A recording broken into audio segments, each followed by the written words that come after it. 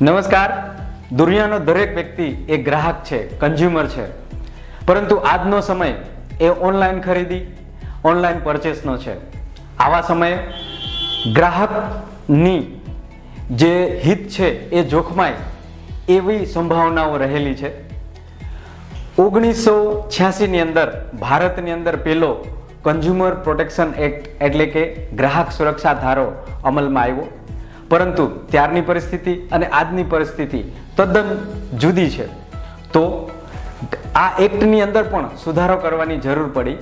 તો ચાલો આજે કન્ઝ્યુમર પ્રોટેક્શન એક્ટ 2019નું સંક્ષિપ્તમાં માહિતી મેળવીએ.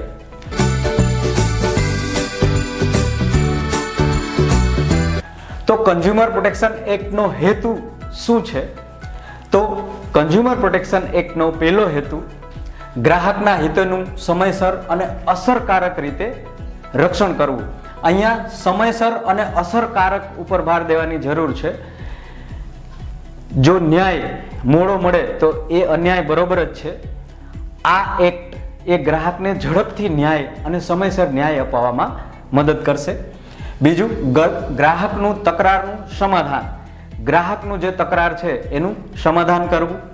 ગેરવ્યાજબી વ્યાપાર પ્રથા, ગેરમાર્ગે દોરનારી જાહેરાતો, ગ્રાહકોના હકોનું ભંગ સામે આ એક્ટ નિયમનનું કાર્ય કરશે. તો કન્ઝ્યુમર પ્રોટેક્શન એક્ટ 2019ના હેતુઓ આ પ્રમાણે હતા. એનો ઈલાજ અથવા તો કયા પ્રકારનો ઈલાજ એ રેમેડીઝ જેને કહેવાય છે એ ગ્રાહકને આપશે આ એક્ટ. તો ચાલો એ જોઈ લઈએ. તો જ્યારે વેચનાર કસૂરવાર ઠરે ત્યારે કન્ઝ્યુમર પ્રોટેક્શન એક્ટ દંડ કરી શકે, સામાન પરત કરવાના આદેશો આપી શકે, મૂલ્યનું ભરપાઈ કરવાનું એટલે કિંમત પાછી આપવાનો આદેશ કરી શકે છે, ગેરવ્યાજબી વેપાર પ્રથા પાછું ખેંચવા માટેના આદેશો કરી શકે છે. અહીંયા એક ખાસ વસ્તુ ઉમેરવામાં આવી છે.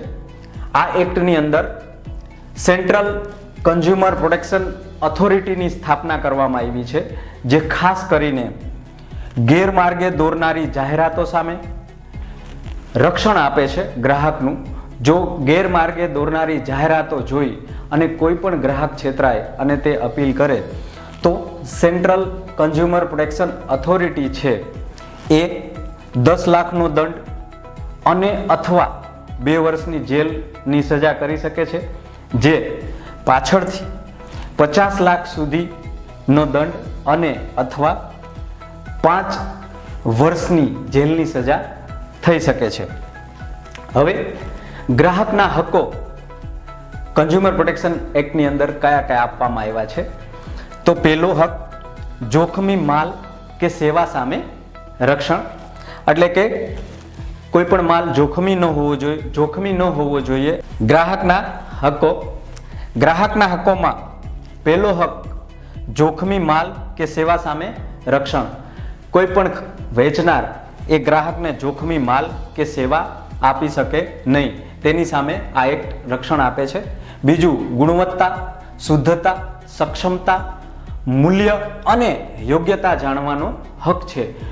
કોઈ પણ વસ્તુ ખરીદતી વખતે ગ્રાહકને એની ગુણવત્તા, એની શુદ્ધતા, એની સક્ષમતા એટલે કેટલું કાર્યક્ષમ છે એનું મૂલ્ય કમ્પેરેટિવ છે કે નહીં, અને એની યોગ્યતા એટલે કે જે વસ્તુ જેના માટે બનાવી છે એના માટે યોગ્ય છે કે નહીં તે જાણવાનો હક ગ્રાહકને રહેલો છે. ત્રીજું, જુદા જુદા માલ કે સેવાનું સ્પર્ધાત્મક મૂલ્ય પર મેળવવાનો અધિકાર. દાખલા તરીકે ટીવી ઘણી બધી કંપનીઓ બનાવે છે. સેમ ફીચર્સવાળી ટીવી એ સ્પર્ધાત્મક મૂલ્ય મળી રહે એ માટે એનું મૂલ્ય અને સેવા મેળવવાનો અધિકાર એ ગ્રાહકનો રહેલો છે. કોઈ વેપારી એમ ન કહી શકે કે તમે ફલાણી ટીવી જ ખરીદો, ફલાણી બ્રાન્ડનું જે ટીવી છે એ જ તમે ખરીદો. ગ્રાહકને પૂરી છૂટ છે, એનો હક છે કે દરેક ટીવીનું કમ્પેરિઝન કરે અને સ્પર્ધાત્મક મૂલ્ય ઉપર ખરીદી કરે. ચોથું, ગ્રાહકના હિત માટે તેને સાંભળવાનો અને સુરક્ષિતતાનો અધિકાર. ગ્રાહકનું હિત જાણવા માટે વેચનાર છે એ વેચનારે એને સાંભળવો જોઈએ, એને બોલવાનો પૂરો મોકો આપવો જોઈએ અને એને એનું હિત સચવાય એવી વસ્તુઓ કે સેવા મેળવવાનો અધિકાર એ ગ્રાહકને છે. પ્રતિબંધિત અને અન્યાયી વેપાર પ્રથા સામે સુરક્ષાનો અધિકાર. અમુક વેપાર પ્રથાઓ પ્રતિબંધિત છે, અન્યાયી છે. દાખલા તરીકે મહામારીમાં જે કોરોનાની મહામારી હતી એમાં માસ્ક એ 50 રૂપિયાનો હતો, છતાંય એ 250 કે 300 રૂપિયાનો વેચાતો હતો અને તમામ એસોસિએશન્સ, વેપારી મંડળો એ વેચતા હતા. તો એવી પ્રથાને પ્રતિબંધિત અથવા તો અન્યાય વેપાર પ્રથા આપણે કહી શકીએ. તો એની સામે સુરક્ષાનો અધિકાર ગ્રાહકનો છે. છઠ્ઠું, ગ્રાહકના જાગૃતતાનો અધિકાર, એટલે કે ગ્રાહક પોતે જાગૃત થાય, લિટરેટ થાય એ એનો અધિકાર રહેલો છે. હવે ગ્રાહકની વ્યાખ્યા શું? કન્ઝ્યુમર પ્રોટેક્શન એક્ટની અંદર ગ્રાહક એટલે કે એવી વ્યક્તિ કે જે માલ કે સેવાનો અંતિમ ઉપભોગ કરતા છે. માલ અહીંયા બને, ઉપભોગ અહીંયા થાય, એ દરમિયાન ઘણા બધા મધ્યસ્થીઓથી થઈને માલ છે એ ગ્રાહક સુધી પહોંચતો હોય છે. તો ઉપભોગ કરતા, જે અંતિમ ઉપભોગ કરતા છે, જે પોતાના ઉપયોગ માટે લઈ જાય છે, એ જ ગ્રાહક કહેવામાં આવે છે. બાકી જે મધ્યસ્થીઓ છે એને ગ્રાહક કહેવામાં આવતું નથી. હવે ગ્રાહક છે એ કયા પ્રકારની ફરિયાદો કરી શકે? તો કે ફરિયાદોની અંદર પહેલું, વધારે કિંમત લેવી. હમણાં કોવિડ મહામારીમાં જે માસ્ક વેચાતું હતું એની કિંમત વધારે લેતા હતા, તો એની સામે ફરિયાદ થઈ શકે. અયોગ્ય અને અનુચિત વેપાર પ્રથા, એટલે કે અયોગ્ય અને અનુચિત વેપાર પ્રથા જો વેપારી આચરતો હોય તો એની સામે પણ આપણે ફરિયાદ એટલે કે ગ્રાહક ફરિયાદ કરી શકે છે. જોખમી માલ કે સેવા આપવું. કોઈ પણ ઇલેક્ટ્રોનિક વસ્તુ હોય કે ઇલેક્ટ્રિકલ વસ્તુ હોય જે જોખમી હોય તો એની સામે. કોઈ પણ સેવા, દાખલા તરીકે રાજકોટથી અમદાવાદ જવા માટે આપણે કોઈ બસ બાંધી હોય, એની અંદર યોગ્ય સેફ્ટીના ફીચર્સ ના હોય અને હેજાડિયસ રીતે જો લઈ જવામાં આવતી હોય તો એ સેવા સામે પણ આપણે ફરિયાદ કરી શકીએ છીએ. ખામીયુક્ત સેવા કે માલ વેચવું. કોઈ પણ સેવા જે ખામીયુક્ત હોય અથવા તો માલ એ ખામીયુક્ત હોય તો એની સામે આપણે ફરિયાદ નોંધાવી શકીએ છીએ. તો આ 4 ફરિયાદો છે એ આપણે કન્ઝ્યુમર પ્રોટેક્શન એક્ટ હેઠળ નોંધાવી શકીએ છીએ. કાઉન્સિલ્સ. કન્ઝ્યુમર પ્રોટેક્શન એક્ટ 2019ની અંદર 3 પ્રકારના કાઉન્સિલ એટલે કે એડવાઇઝરી કમિટીઝની રચનાનો આદેશ આપવામાં આવ્યો છે. જેમાં central consumer protection council, state consumer protection council અને ડિસ્ટ્રિક્ટ કન્ઝ્યુમર પ્રોટેક્શન કાઉન્સિલનો સમાવેશ થાય છે. તદુપરાંત સેન્ટ્રલ કન્ઝ્યુમર પ્રોટેક્શન ઓથોરિટીની પણ સ્થાપના કરવામાં આવી છે. આપણે અગાઉ જોઈ ગયા કે ખોટી જાહેરાતો આપે તો એને 10 લાખ રૂપિયા સુધી દંડ અને અથવા 2 વર્ષ સુધીની જેલની જોગવાઈઓ પણ થઈ શકે છે, જે વધારીને અપ ટુ 50 લાખ અને 5 વર્ષ સુધીની જેલની જોગવાઈઓ સેન્ટ્રલ કન્ઝ્યુમર પ્રોટેક્શન ઓથોરિટી કરી શકે છે. ત્યાર પછી કન્ઝ્યુમર ડિસ્પ્યુટ રિડ્રેસલ કમિશન એટલે કે ગ્રાહક તકરાર નિવારણ પંચની સ્થાપના 3 સ્તરે કરવામાં આવી છે. જેની અંદર ડિસ્ટ્રિક્ટ લેવલ એટલે કે જિલ્લા લેવલે 1 કરોડ સુધીની ફરિયાદો સાંભળવામાં આવે છે.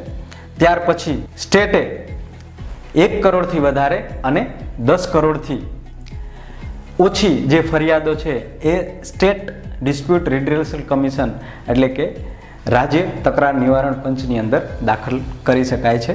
ત્યાર પછી 10 કરોડ કે તેથી વધારે હોય તો એ સેન્ટ્રલ એટલે કે કેન્દ્ર તકરાર નિવારણ પંચની અંદર આપ ફરિયાદ દાખલ કરી શકશો. ફરિયાદ કેવી રીતે કરવી?